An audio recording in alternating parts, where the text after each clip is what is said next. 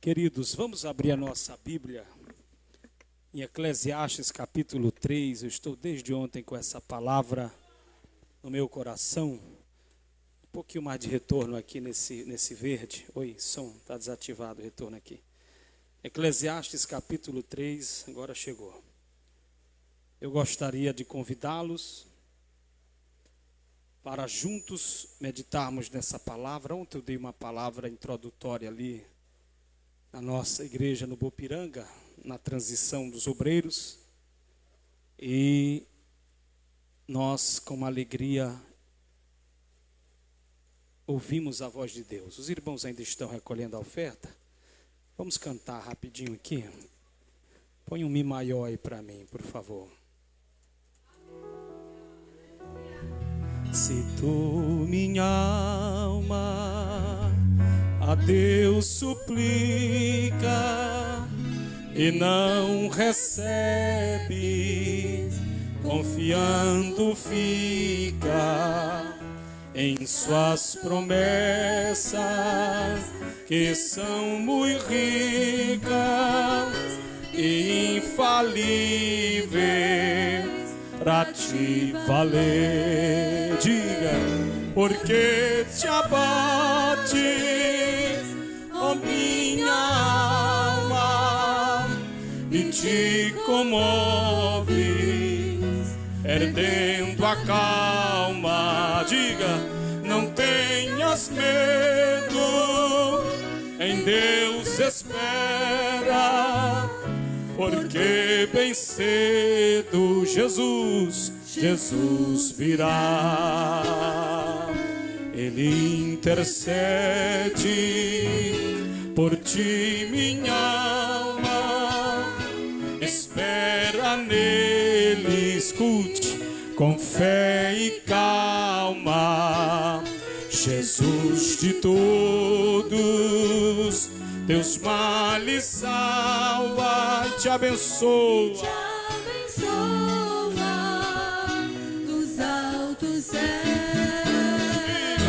Porque te abate, ó minha alma, sem teu pastor, E te comove, perdendo a calma no coração. Não tenhas medo, Em Deus espera, em Deus espera, espera em Jesus. porque bem cedo Jesus virá. Jesus virá. Oh, aleluia. Terás em breve as dores findas no dia alegre da sua vinda. Se Cristo tarda, espera ainda mais um pouquinho e o verás, aleluia.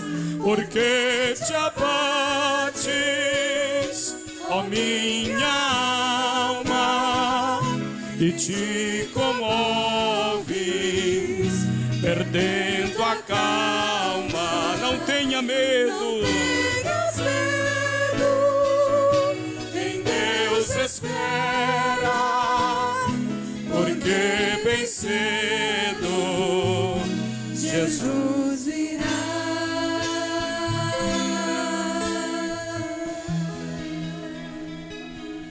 Queridos, Eclesiastes capítulo de número 3, nós vamos estar fazendo a leitura somente do versículo 1. Desde ontem, esta palavra está no meu coração, palpitando, porque nós devemos entender, e às vezes isso nos custa, mas devemos entender que Deus tem um tempo determinado para todas as coisas, para todo o propósito. E Salomão deixa isso claro no versículo 1 de Eclesiastes, quando ele diz desta maneira: tudo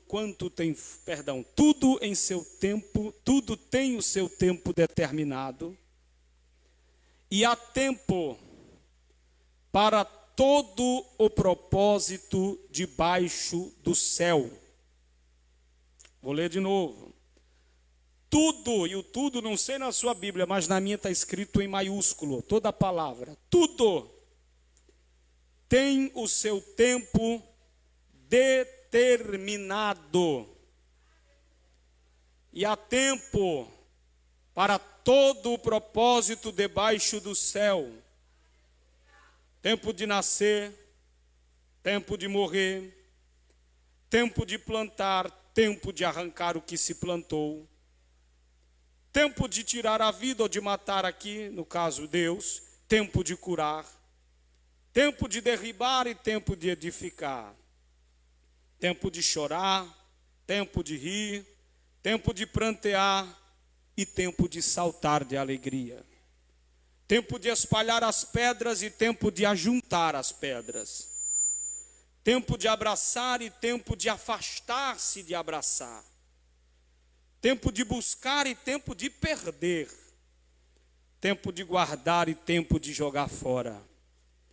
Tempo de rasgar e tempo de coser. Tempo de estar calado e tempo de falar. Tempo de amar e tempo de aborrecer, tempo de guerra, tempo de paz. Que vantagem tem o trabalhador naquilo em que trabalha? Tenho visto o trabalho que Deus deu aos homens, aos filhos dos homens, para com ele os afligir. Mas tudo fez perfeito em seu tempo, somente aqui. Amém? Tudo fez perfeito em seu. Meus queridos, eu dizia no Bopiranga ontem, que Salomão, quando escreve Eclesiastes, ele já está de uma idade avançada. Quando ele escreve Cantares, ele escreve um livro apaixonante e apaixonado, com as suas belíssimas declarações para a sua amada Sulamita. E se declara e ouve a declaração da sua amada. Quem não lembra daquele versículo, salvo engano, de Cantares 6:3, salvo engano, quando ele diz assim, quando ela diz: eu sou do meu amado, e o meu amado é meu. Olha que coisa bonita, é um jovem apaixonado que está escrevendo. Mas com o passar do tempo ele escreve o livro de Provérbios, aí ele já não é mais um jovem, também ainda não é um ancião, mas ele está numa meia-idade da vida, adquiriu algumas experiências e, somando isso principalmente com a sabedoria que Deus lhe deu, porque Provérbios é debaixo de toda a sabedoria que Deus lhe deu, ele começa a escrever alguns conselhos que chegam aí a seus 3.000 ou mais do que isso. Quem não lembra dos conselhos de Provérbios? A palavra dura suscita ira, mas a palavra branda desvia o furor. Quem não lembra desse conselho de Salomão, que é tão válido nos nossos dias? Traduzindo, ele está dizendo: aprenda a falar com as pessoas, fale com educação, fale direito. Lembre que todo mundo é seu irmão, ninguém é seu filho, nem seu parceiro. Que o homem do outro lado pode estar mais bravo do que for, como for, mas a palavra branda vai desviar todo o furor. É isso que ele está dizendo.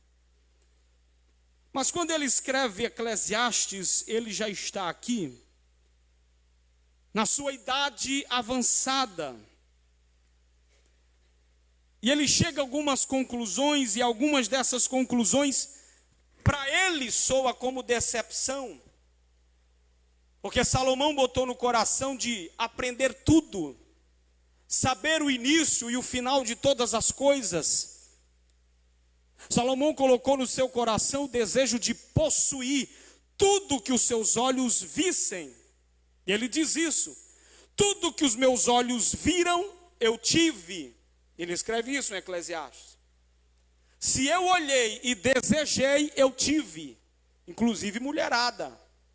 brincando, uma milzinha aí para dar um trabalhinho para ele. Eu dizia lá em casa, uma só é tão difícil, agora vai lidar com 1000. Mas ele chega a algumas conclusões em Provérbios, o capítulo 1, versículo 2, essa é a primeira e para ele talvez a mais frustrante, quando ele diz, vaidade de vaidade, diz o pregador, tudo é vaidade. Só que essa vaidade aqui não é se arrumar, não é cuidar da sua vida, não é você andar bonito ali, você andar arrumadinho, não é vaidade desse contexto. É o vaidade do contexto do capítulo 9 e capítulo 10, quando ele diz, a adolescência e a juventude são vaidade. Em uma tradução mais explicativa para nós, diz assim, a adolescência e a juventude são passageiras. Hoje é adolescente, hoje é jovem, está todo bonitinho, todo acertadinho, mas daqui um tempo vai estar precisando usar chapa, dentadura. Está com os dentes aí, ó, maravilhosos, usando aí, como é que esse negócio está na moda agora? O negócio branco que o pessoal coloca, estão agora usando facetas. Mas daqui um dia não vai ter dente para usar faceta. E nem todo mundo tem 40 mil hoje para dar um valorzinho aí numa implantação dentária. Qual que vai ser o resultado? Como dizia minha velha mãe, vai usar perereca. Vai usar chapa. Salomão diz, vaidade de vaidade, tudo é vaidade. Ele está dizendo, tudo passa. Aleluia. Tudo que a gente obtém, tudo que a gente luta, o carro novo, a casa nova, a roupa nova, a beleza nova, tudo é passageiro. Só tem uma coisa que não passa. E o que é, pastor? Jesus disse, passarão os céus, passarão a terra, mas a minha palavra era barabachoribiandara. Salomão está dizendo, não fica se apegando aí a muita coisa não. Não fica com besteirinha aí. Ai, não entra no meu carro, porque meu carro é novo e está lavado. Daqui a pouco vira sucata. Para com isso. Ele está dizendo, não se apega a coisas supérfluas não, porque tudo passa, mas se apega com aquilo que é eterno, que é o reino de Deus que está dentro de nós. Agora vamos para o capítulo 3. Ele chega à conclusão, ele diz, nada é novo, tudo se repete. Ele chega a mais uma conclusão, eu descobri que o estudar é enfado, estudar demais deixa alguém enfadado. Porque perde o equilíbrio, se não tiver equilíbrio não dá. Mas no capítulo de número 3, já pegando um gancho em tudo isso, agora ele vai falar que há um tempo para todas as coisas. Mantenha a sua Bíblia aberta comigo. No capítulo 3, Salomão está dizendo o seguinte, existe um tempo determinado, existe um propósito determinado e existe um Deus que determina todas as coisas. O cerne da minha mensagem nessa noite é trazer à sua memória, ao seu conhecimento ou à sua consciência que existe um tempo para todas as coisas. Tem um tempo, nada é para sempre. Tem alguém comigo aqui? Agora eu preciso aprender algumas coisas acerca disso, desse tempo. Quando ele diz tudo tem o seu tempo determinado e há tempo para todo propósito debaixo do céu, a gente vai se ater aqui. E eu tenho algumas lições que eu preciso repassar para vocês aqui hoje. Algumas coisas que eu preciso entender sobre o tempo de Deus. E a título de introdução, eu preciso entender que o tempo de Deus não é o meu tempo. A título de introdução, o tempo de Deus não é o seu tempo. O tempo de Deus não é marcado no relógio. O tempo de Deus não tem calendário. Deus não tem agenda como andam cantando por aí. Deus não tem isso. A Bíblia diz que lá, um ano é como 1000 dias como um ano. Não existe isso não. Porque no meu tempo e no seu tempo, que é chamado de tempo cronos, o tempo que se conta, 30 dias, 24 horas, 60 minutos, 365 dias, 10 anos, 50 anos, e a gente baseia no nosso tempo. Mas deixa eu te dizer uma coisa: o tempo de Deus não é o teu tempo, é diferente. Diga comigo, o tempo de Deus. Não, diga forte, o tempo de Deus não é o meu tempo. Aleluia. O primeiro ponto que eu gostaria que você anotasse aí, para quem gosta de anotar, é que Salomão, no capítulo 3 de Eclesiastes, revela que existe uma soberania de Deus sobre o tempo. Embora no versículo 1 ele não cite o nome de Deus, mas existe algo na língua portuguesa que a gente ensina, mas isso é meio que universal, que existe um tal de sujeito oculto. Quem é o sujeito oculto, pastor? É o sujeito que está lá na frase, na oração, mas você não está vendo ele, mas não citou o nome dele. Pastor, como assim? Vamos ler o versículo primeiro. Ele diz: tudo tem o seu tempo determinado. Tudo tem o seu tempo determinado, e há tempo para todo propósito debaixo do céu. Em outras palavras, Salomão está dizendo: existe uma determinação, existe um tempo, existe um propósito, e existe um Deus que determina todas essas coisas. Quem é que determina o tempo? É Deus. Quem é que começa e encerra as estações nas nossas vidas? É Deus. Quem é que nos impulsiona para determinados desafios e nos diz: hoje acabou? É Deus. Porque nós servimos a um Deus que é soberano sobre o nosso tempo. Entenda, Deus é o autor e Deus é o Senhor de todo o tempo. O tempo pertence a Deus e está sob o comando dele, e ponto final. Projeta para mim Daniel capítulo 2, versículo 21. Procura na Bíblia aí rapidinho, se não projetar, isso, está aqui. Olha o que aqui Daniel diz: Ele quem, pastor? É a minha ansiedade, pastor? É a minha vontade? É a minha pressa? É a minha decisão? É o que eu quero ou o que deixo de querer? Não, senhores, Ele muda os tempos e as horas. Ele remove reis e estabelece reis. Ele dá sabedoria aos sábios. Ele dá a ciência, a inteligência. É Ele, é Deus quem faz da tua vida. Levante a mão que eu vou dizer algo de Deus.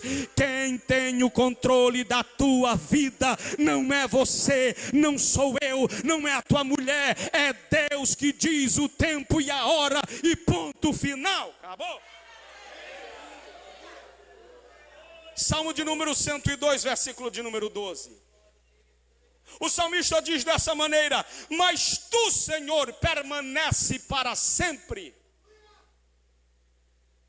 O único que é para sempre é Ele. Porque a Bíblia diz que Ele é o alfa e o ômega, é o princípio, é o meio e é o fim. Isso quer dizer que aquilo que você vai viver antes de você nascer, Deus já sabia de todas as coisas. Todo o processo que você está passando antes de você nascer, já estava tudo escrito pela mão de Deus. Deus diz: Jeremias, antes de tu nascer, eu já tinha te consagrado a profeta e dado às nações. Para de achar que você está manipulando alguma coisa com Deus. Primeiro, o tempo de Deus. Deus é Senhor do tempo. Segundo, o tempo de Deus é perfeito. Diga comigo: o tempo de Deus é perfeito. Preste atenção nisso aqui. O meu e o seu tempo é imperfeito. Quantos aqui já chegaram atrasados para alguma coisa na vida? Atrasado, levante a mão, tenha vergonha não. Eu já cheguei muito atrasado. Embora eu odeie chegar atrasado. Mas o meu e o seu tempo é falho. O meu e o seu tempo pode não se cumprir. O meu e o seu tempo é precipitado. Por quê, pastor? Porque o meu e o seu tempo é baseado em circunstâncias. É baseado no momento que eu estou passando. Eu tomo decisões com base no momento que eu estou passando. É o seu tempo.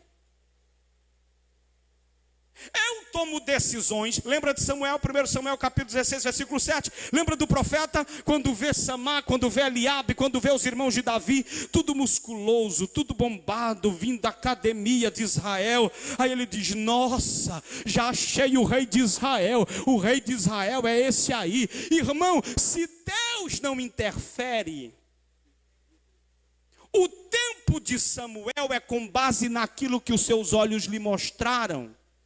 Aleluia. E como a gente age com base naquilo que os nossos olhos andam nos mostrando. Como a gente age com base naquilo que os nossos ouvidos andam ouvindo. Como a gente toma decisões com base naquilo que percebemos. Eu estava ontem vendo essa palavra e lembrando da história de José. Já falei aqui, mas vale a pena falar de novo. Lembra? José está lá na prisão. Aí vem o copeiro, o padeiro do rei. Deus usa José, revela o sonho. E aí um vai para a forca, outro fica vivo. Aí quando o outro fica vivo, ele diz assim, quando estiveres no palácio, quando estiveres com Faraó, lembra-te de mim. Olha José querendo agir no tempo dele aí. Olha José querendo meter os pés pela mão aí. Porque quando a gente não espera o tempo de Deus, olhe para mim, a gente costuma se precipitar. Quando a gente não espera o tempo de Deus, a gente costuma a tomar decisões sem antes falar como é quem é dono do tempo.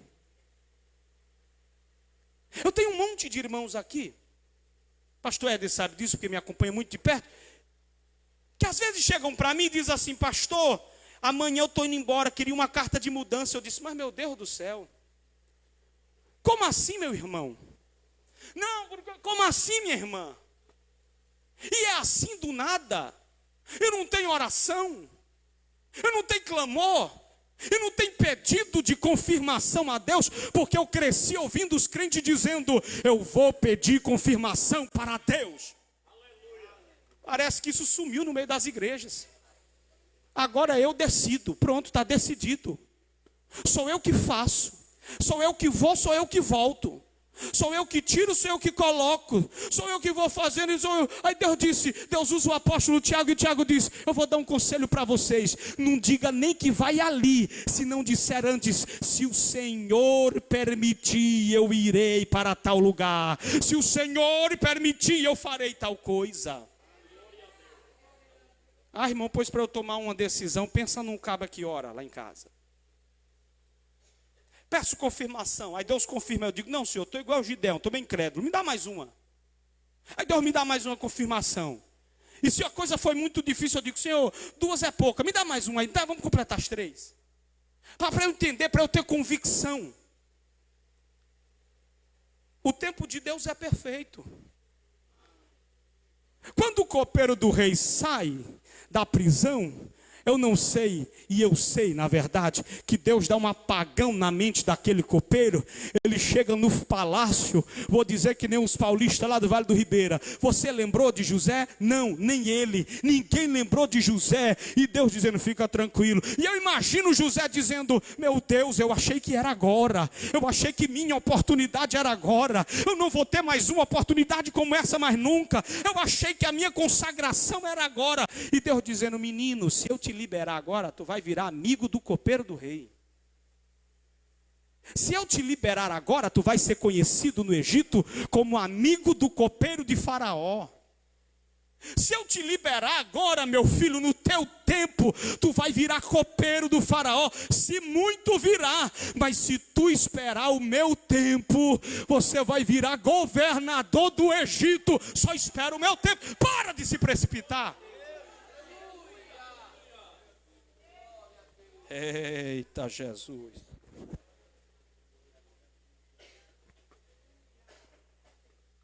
No teu tempo tudo dá errado. No teu tempo tem morte. No teu tempo tem divórcio. No teu tempo tem falência. No teu tempo tem intriga. Mas no tempo de Deus tudo é perfeito, porque Deus não se adianta e nem se atrasa na tua causa. Versículo 11 do capítulo 3 de Eclesiastes, ele diz: tudo fez formoso em seu... Não, vamos lá, vamos com alegria. Tudo fez formoso em seu... Coloca a 2 de Pedro, capítulo 3 e versículo 9. Anota aí para mim esse versículo. 2 de Pedro, capítulo 3, versículo 9. Vamos ler comigo no 3? 1, 2, 3. O Senhor não retarda a sua... Ainda que... Vamos lá? Ainda que alguns... Aqui está falando do arrebatamento, mas isso aqui é um princípio. Porque tem muita gente achando que Deus está atrasado. Vou repetir. Tem muita gente achando, por que é que ainda não chegou a minha vez? Por que é que o meu milagre ainda não chegou? Por que é que eu ainda não fui visto? Por que é que eu ainda não fui lembrado? Por que é que eu não fui alcançado? Por que é que eu não fui recompensado? Por que é que Deus ainda não salvou a esposa, o marido, os filhos? Por que é que eu ainda não alcancei? Alguns a têm por tardia. Mas o princípio aqui é: Deus não se atrasa. Tem um hino de um grupo por aí que diz que Deus se atrasa, mas não falha. Deixa eu dizer para você que isso não é bíblico. Porque o tempo de Deus é perfeito. Tudo está acontecendo na tua vida conforme Deus desenhou e Deus planejou. E Deus está dizendo aqui para você: calma o teu coração. Para com essa agonia. Para com esse desespero. Para de querer agir com a tua própria força.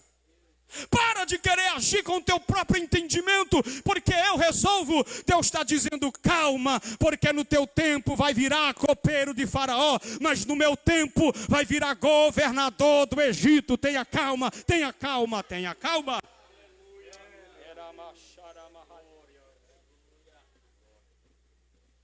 Eu gostaria que os irmãos pontuassem aí na sua caderneta que existe uma organização divina do tempo de Deus para a minha vida. A coisa aqui não é bagunçada. Você não é alguém sem dono, sem direção. Eu vou fazer uma pergunta aqui: quantos aqui aceitaram Jesus como suficiente Salvador e Senhor da sua vida? Levante a mão bem alto. Quem aceitou Jesus como Senhor? Porque quando você o aceita como Salvador, era para a salvação da tua alma.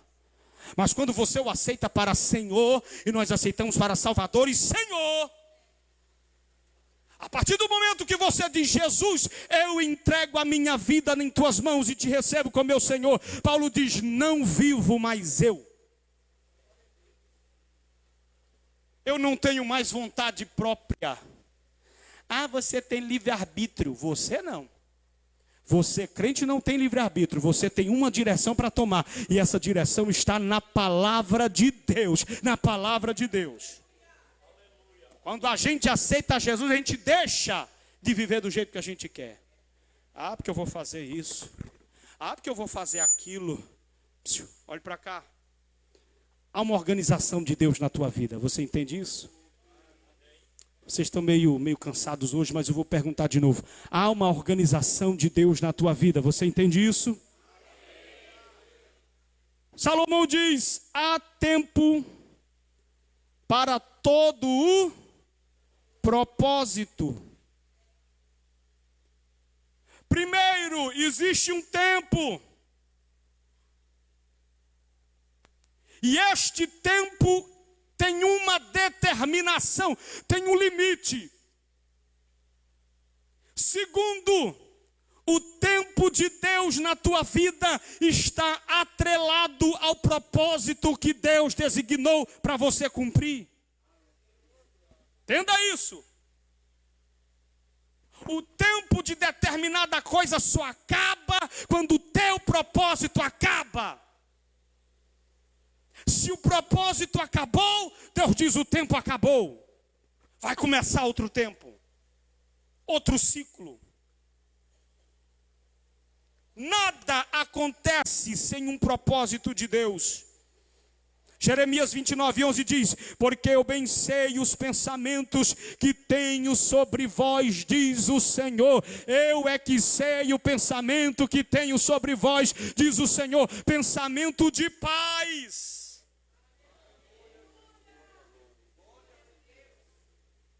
Deus está dizendo: eu tenho algo escrito acerca de ti. Aleluia. Vou dizer de novo. Deus está dizendo: eu tenho algo escrito acerca de ti. Deus está dizendo desta maneira para nós aqui hoje: existe um propósito. Agora sim, hein? Existe um propósito. Aonde você está? O que você está fazendo? Aonde Deus te colocou? O marido que Deus te deu? A mulher que Deus te deu? A família que Deus te deu? Existe um propósito. O ministério que Deus te deu? Existe um propósito. O teu talento? Existe um propósito. O teu dom? Existe um propósito. Aleluia, glória a Deus. Romanos 8:28, Paulo diz: todas as coisas cooperam para o bem daqueles que amam a Deus. Paulo está dizendo: tudo que acontece vai contribuindo para o propósito que Deus tem na nossa vida. Alguém está aqui me ouvindo? Cada estação carrega uma missão.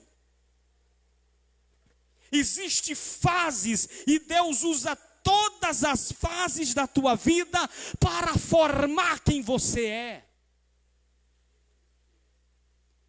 Nós não passamos nada, exclusivamente nada, que não contribua para o nosso bem. Agora, eu sou um ser inteligente quando eu aproveito a fase que eu passei para tirar disso uma lição.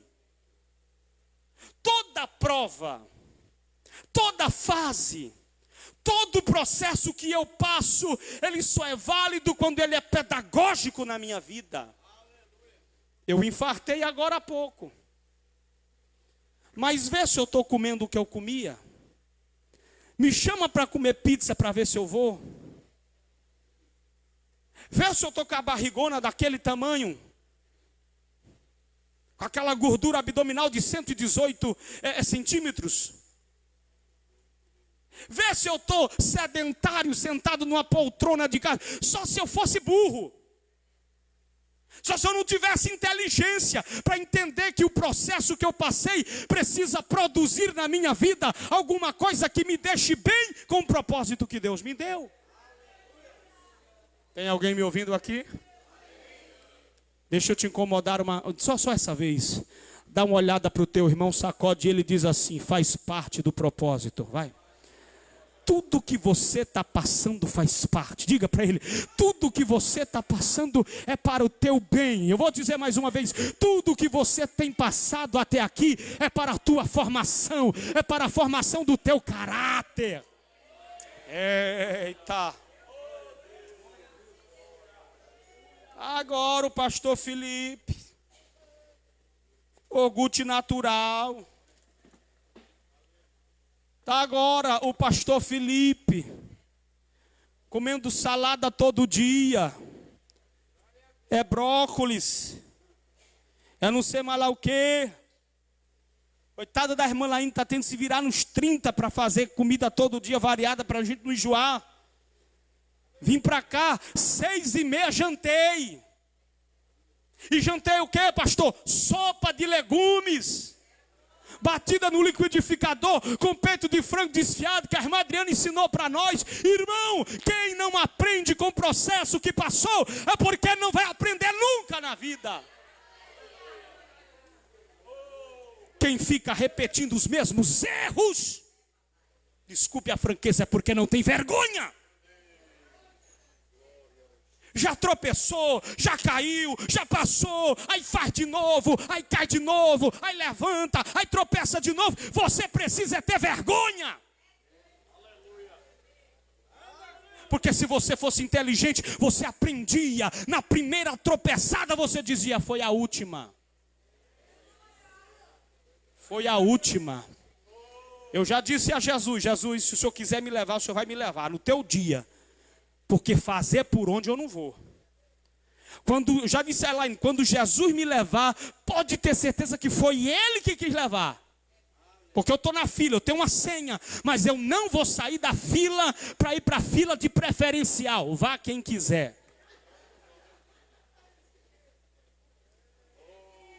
Você está lá na fila, seu número é o 580 e você aqui. Fala Deus. Aí Deus levou o 579. Eita, Jeová. Levou o 500, levou o 200. Só que tem gente que vê aquela fila ali, ó, que só tem 3. Aí você diz, eu vou para preferencial aqui. Eu estava no Belém segunda-feira, aí tem um pastor lá muito antigo, muito gente boa. E ele brincou comigo, o pastor Reuel disse, o que é que o senhor diria para um pastor de 38 anos que infartou? Aí ele começou a rir, ele já é um senhorzão, aí ele disse assim, eu diria, meu filho, você perdeu a grande oportunidade da sua vida de ir para o céu. Aí eu olhei para a cara dele, tinha uns 90 anos, e eu disse assim, eu não posso ir na frente de quem já está na fila primeiro do que eu, não. Vai tu. Eu vou cuidar da minha vida. Porque eu aprendi com o processo. Eu aprendi. Com esse processo, eu aprendi. Então entenda que Deus usa cada fase que você passa para formar quem você é. Amém? Eu vi uma charge esse dia em que um homem de 40, 50 anos sentava ao lado dele quando era mais novo. Aí dizia, não cometa esse erro, não tome essa atitude, não faça aquilo. E aí eu fiquei pensando nessa frase, porque a moral da questão é, o que é que você diria a você mesmo de 20 anos atrás? De 30 anos atrás? Aí a maioria diz assim, eu diria, não repita aqueles mesmos erros. Aí eu aqui com a minha cuca, eu dizia, rapaz, eu não diria nada não. Eu só dizia, vai em frente, Deus é contigo, meu filho. Sabe por quê? Porque tudo que você passou, tudo que você errou, tudo que você tropeçou, tudo que você acertou, ajudou a formar quem você é hoje. Você só é quem é hoje por todo o processo que já passou na vida. Porque é a experiência que gera a esperança. Tem alguém aqui comigo ainda? Estou começando a encerrar. Primeiro, Deus é soberano sobre o tempo. E o tempo dele é perfeito. Segundo, existe um propósito, existe uma organização. A questão é, você já descobriu qual é o teu propósito aí onde você está? Quando eu chego numa igreja, a primeira coisa que eu não vou olhar o que é que o pastor que saiu fez ou deixou de fazer. Para eu, não. Eu digo, Senhor, o que é que eu vim fazer aqui? Qual é o meu propósito? Porque o que saiu já cumpriu dele. E por isso ele saiu. O outro que vai vir ainda vai cumprir o dele. Eu preciso cumprir o meu. Qual é o meu propósito? Aí vou orando e Deus vai me usando. Aí uns constroem, outros destroem, outros faz não sei o quê, outros pregam, outros evangelizam. E Deus tem o controle da sua igreja. E Deus vai usando cada um de nós para cumprir o propósito. De uma coisa eu sei, você não foi chamado para ficar nesse banco aí sentado. Você não é membro de branco. O que é membro de branco, pastor? Membro de banco? O membro SSS. Qual é o membro SSS? Sentado, salvo e satisfeito. Não mexe comigo não, que eu estou aqui. Não, estou muito bem. E a obra precisando. E você podendo fazer. E eu vou te dizer uma coisa da Bíblia. A Bíblia diz que se você puder fazer o bem e não fizer, você peca. Está na Bíblia, não sou eu que estou dizendo. É a Bíblia que diz, se você sabe fazer, se você é nutrido por Deus, organizado por Deus, para cumprir determinada coisa e não faz, você peca. Por quê, pastor? Pecado de desviar-se do propósito de Deus. Só que eu tenho uma coisa para te dizer: ninguém foge do propósito de Deus. É você fugindo e Deus, ó. Meu Deus, que vento é esse? Que tempestade!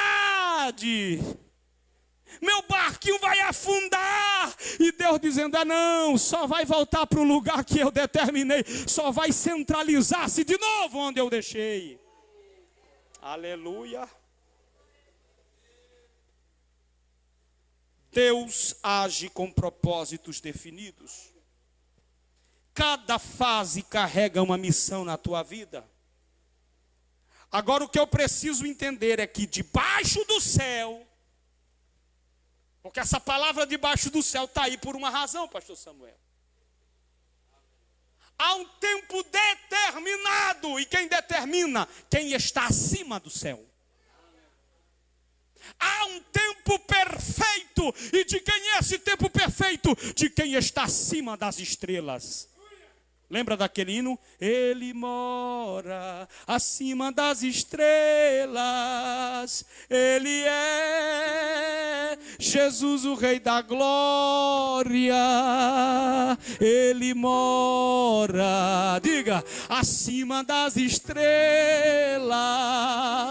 Ele é Jesus, o Rei da Glória. E eu, pastor, debaixo do céu. Então existe uma linha aqui, a linha de quem está acima do céu e a linha de quem está abaixo do céu. Lembra da visão de Isaías? Isaías vê aquele que está assentado no alto e sublime trono, acima do céu, mas ali ele vê uma visão. E o trono de Uzias que está abaixo do céu. O trono de Uzias está vazio. Porque quem vive debaixo do céu é limitado. Não enxerga um palmo à frente do seu nariz. Amanhã eu vou fazer isso, amanhã eu vou fazer aquilo. E Deus lá dizendo, sabe nem se vai ter amanhã para ele. Lembra de Lucas capítulo 12? Trabalhou, juntou, encheu o celeiro, quebra, faz de novo, trabalha, encheu de novo, quebra, enche de novo. Quando ele encheu tudo, aí ele parou e disse assim, agora sim eu vou desfrutar. Aí sentou na cadeirinha de balanço dele, ó. Ei, minha alma! A alma dele, o sentimento, diga! Agora tu podes desfrutar da tua aposentadoria. Agora tu pode desfrutar daquilo que tu juntastes. Aí Deus chega para ele e diz, louco,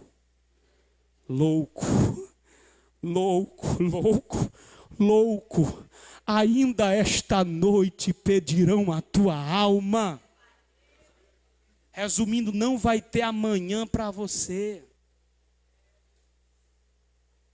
Diga comigo, o ser humano é limitado. Preste atenção.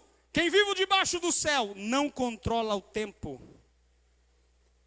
Tiago capítulo 4, versículo 12 diz: vós não sabeis o que acontecerá amanhã. Hã?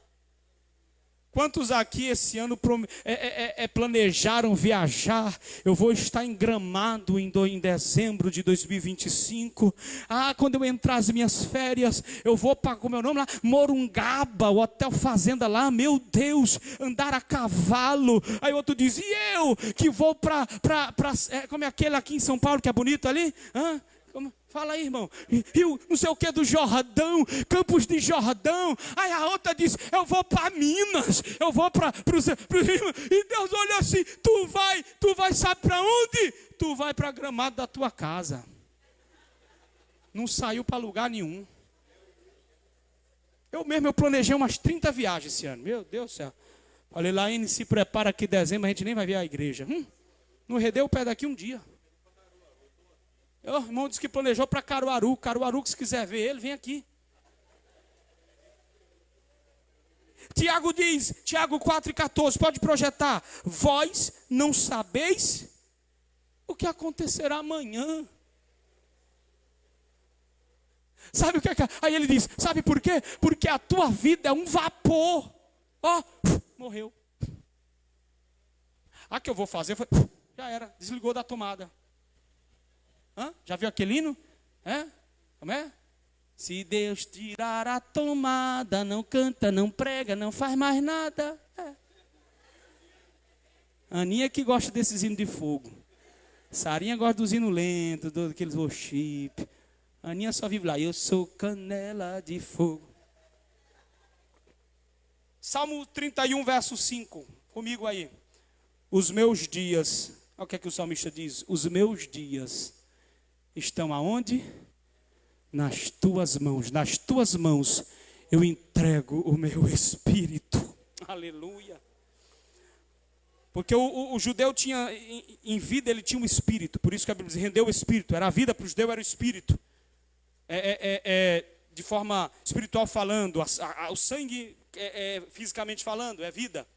Mas espiritualmente falando era o espírito, porque a Bíblia diz, por isso Salomão diz que o pó volta para a terra, o espírito volta para Deus. Quando ele diz, nas tuas mãos encomendo o meu espírito, sabe o que ele está dizendo aqui? Ele está dizendo, a minha vida eu entrego nas tuas mãos. A minha vida, vou repetir até você dar glória, eu entrego nas tuas mãos. A minha vida não é minha, a minha vida está nas tuas mãos.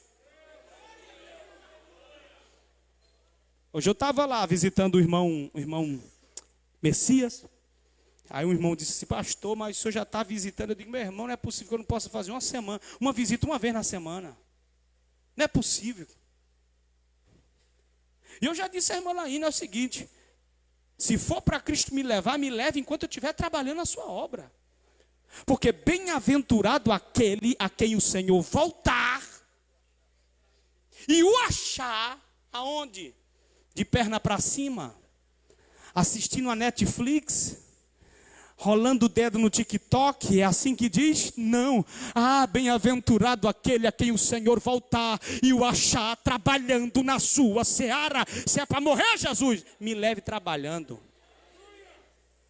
Já falei isso para Jesus. Só dei uma reduzidazinha para criar mais força, viu? Não pense que eu vou viver aqui nesses pastores. Não, é para lá. Eu vou trabalhar, já falei para o meu pastor. Meu pastor diz assim, ele fala, pastor Abraão, ninguém segura ele, deixa ele daí, deixa ele trabalhar, deixa ele fazer a obra, ninguém muda isso aí na cabeça dele.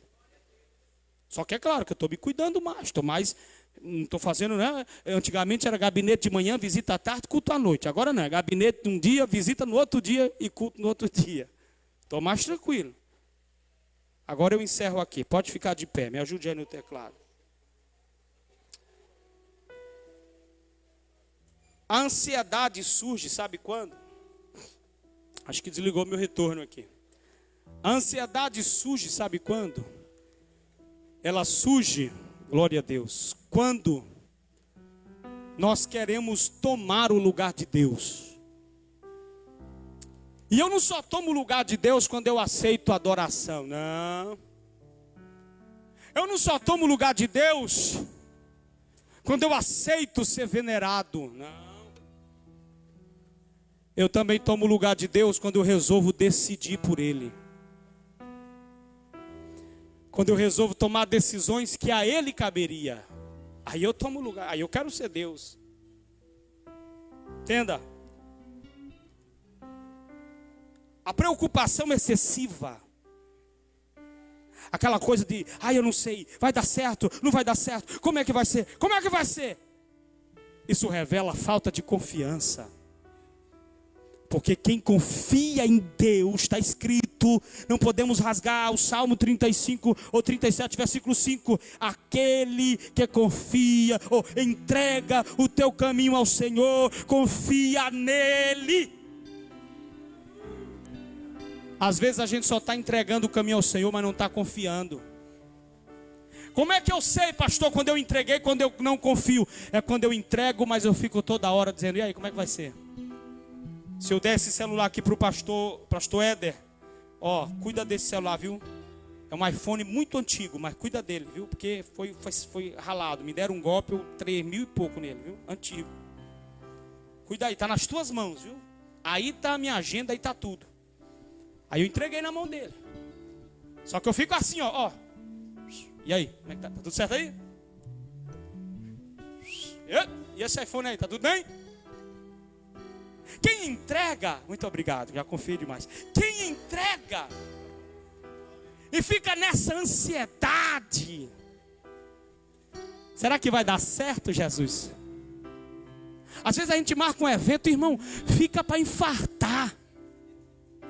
Eu vou revelar um negócio aqui para vocês. Eu quase cancelei o culto da virada. Só não cancelei porque eu sou muito tinhoso naquilo que eu faço. De tanta mensagem que eu recebi. Pastor, não vou estar hoje não. Pastor, chegou o parente. Pastor, não sei o que. Irmão, aí começa a chegar uma atrás da outra. Aí eu disse, meu Deus, só vai ter eu e o pastor Éder lá. Tá difícil, Jesus, como é que vai ser esse culto da virada? Aí eu disse, mas quer saber de uma? A tua palavra diz que onde estiverem 2 ou 3 reunidos no teu nome, o Senhor está lá. Eu vou fazer esse culto da virada e não tem quem faça eu desmarcar isso mais nunca na minha vida. E, irmão, quando a gente chega aqui, essa igreja lotada. Ele pensa que eu não via, mas eu via. Toda pessoa que entrava, o pastor Ed dava uma risada.